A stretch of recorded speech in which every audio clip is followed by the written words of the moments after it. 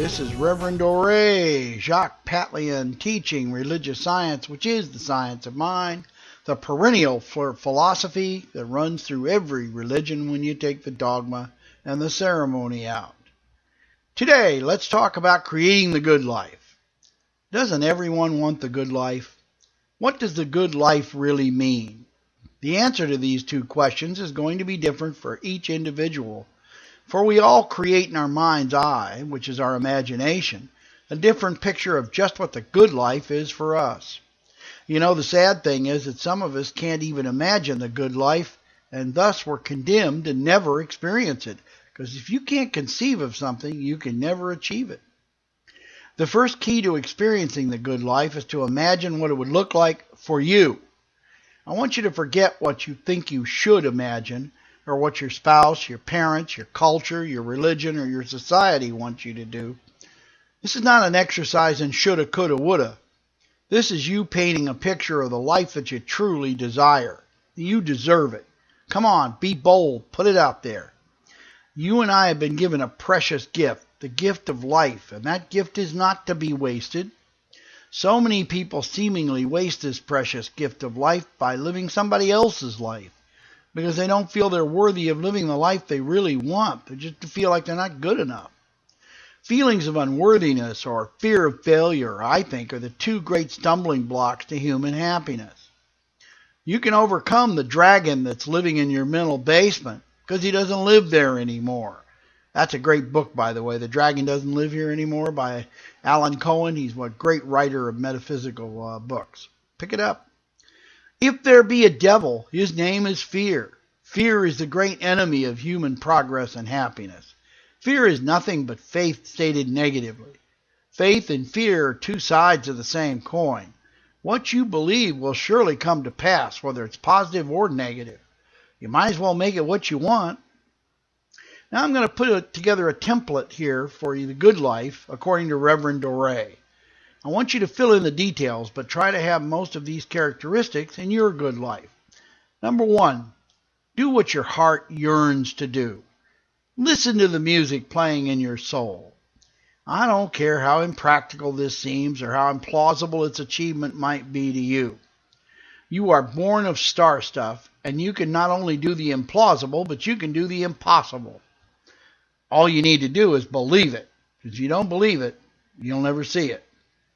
Number 2, be tenacious. If there is one overriding quality of the successful, the famous, the game changers in this world, it is that they possess tenacity, that iron will that never gives up. The surprising truth is that most failures occur because we give up right on the threshold of success. Edison tried 4,000 different materials for the filament of his light bulb before he hit on tungsten, which is what we use today in incandescent bulbs. How many of you would try and fail 3,999 times and still persevere? I'm not sure I could do that. This is the difference between winners and losers: tenacity. Andrew Carnegie came to America virtually penniless from Scotland. He built companies. He failed. He built them again. He went bankrupt. He took a bet that he couldn't build an iron bridge across the river at St. Louis because there had been no bridges across the Mississippi River. Up till that time, nobody had been able to build them. It was too wide. He borrowed the money because he'd gone bankrupt. Nobody would give him a loan. He borrowed it from a friend, and he became the greatest industrialist of the 19th century and the founder of U.S. Steel. You and I were created by the same God that created Andrew Carnegie, born in the same manner and endowed with all that is necessary for us to be the 21st century Carnegie of whatever we wish to do. Do you have the will and the tenacity? If you do, you can create in your mind, and then you'll see it in your life. Number 3, live in the present tense. So many of us are hostages to the past loves, bad decisions, parental disapproval or abuse, childhood poverty or deprivation. I know all about that. I've had at least 3 divorces. Those are the only ones I'm going to tell you about. But in a childhood that would have made a good soap opera. But you know, so what? I don't care. I don't even think about it.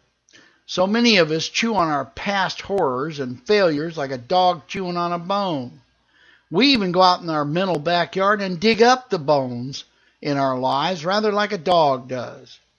You know, you're not a dog, you're a divine human, so let the dead bury their dead and leave the past behind. Living in the past has been compared to steering a boat by staring at the wake. You won't go very far or very fast. Part of living in the present tense is the idea of no regrets. You got to banish regrets from your thoughts and your life. Regrets are useless ruminating on what could have been, should have been, gee whiz. Remember the great movie On the Waterfront? Now we're going back a ways. This is in the classic movies. On the Waterfront with Marlon Brando, one of his first great movies, in which he says, I could have been a contender. I could have been a contender. He was fighting for the heavyweight championship of the world, and the mobsters made him throw the fight. And he never got over it. He lived his whole life in the past, reliving that over and over. It's over. You can't produce anything but sadness at this point. Let it go. Your life depends on it. The point of power is in the now is number 4. This is probably the most important one. Nothing can be created by looking backward. And although imagining your future is helpful to you because it gives you a mental template to work from, nothing is ever really created in the future. It's only designed there. The thing itself, the desired outcome, only comes off the drawing board of your mind and into your mental reality in the now moment. You have to actually do something, take action in the now moment to take it from thought to creation. All creation happens in the present because the law of mind action can only produce a result here and now. So the point of power is right now. As the great mystic Neville so famously said, most people live lives of constant construction and delayed occupancy. And I thought that was a great way of putting it. He was telling us that most of us keep reworking the plans of our lives, fiddling with the details to get it perfect, and they never get it done. We never move into the life we perceive that we dream of. Thus, we never experience the life we desire. We're a little bit like the pilot who endlessly circles the airfield but never lands the plane. I know several people like that.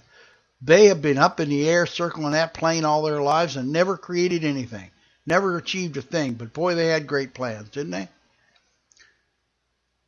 In religious science, we call landing the plane or creating a desire as a reality, actually having it in your life, a demonstration. In other words, you've demonstrated that you know how to use spiritual principle. The Bible puts it this way: faith is useless without fruit. In other words, what are the fruits of your faith? What have you created? Can you do what you teach? Unlike most clergy, religious science ministers are often judged not just by oratorical skills or by faith, but by their demonstrations. Can you do what you teach? Are you teaching prosperity and then not being able to pay the rent? That's an example of failure of demonstration.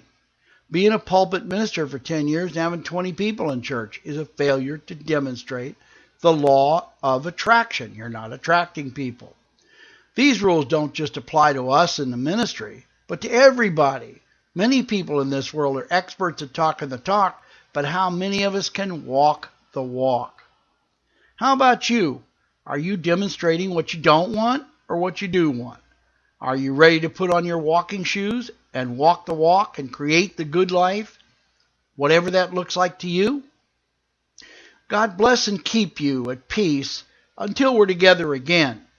I'm going to invite you to become a subscriber to wakeupandlive.net. It's free. Just click the link on the upper right-hand column, and you'll never miss a post. This is Reverend Dore, Jacques Patlian at the Awakening Heart Center for Spiritual Living in Sarasota, Florida.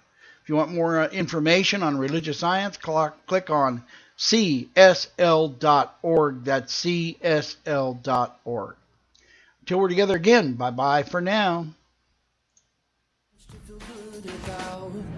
Oh, this has gotta